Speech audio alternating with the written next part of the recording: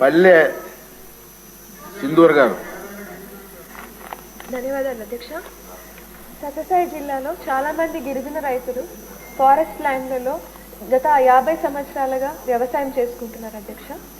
వీళ్ళకి గిరిజన చట్టం ప్రకారం వీళ్ళకి అక్కడ హక్కులు కూడా ఉన్నాయి. వీళ్ళకి ఏమైనా పట్టాలిచ్చే ఆలోచన ప్రభుత్వం ఏమైనా చేస్తుందా? అది మొదటి ప్రశ్న అధ్యక్ష. రెండోది,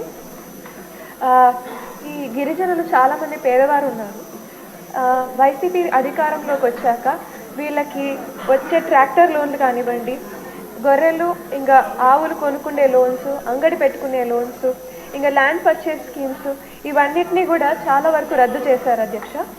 అలాగే ట్రైబల్ వెల్ఫేర్ కార్పొరేషన్లు ట్రైకార్ని కూడా పూర్తిగా నిర్వీర్యం చేసేసారు. దీన్ని ఏదన్నా రీఇన్స్టేట్ చేసే ఆలోచన ఏదన్నా ప్రభుత్వం చేస్తుందా అధ్యక్ష? అలాగే పుట్టపర్తి నియోజకవర్గంలో రాగాని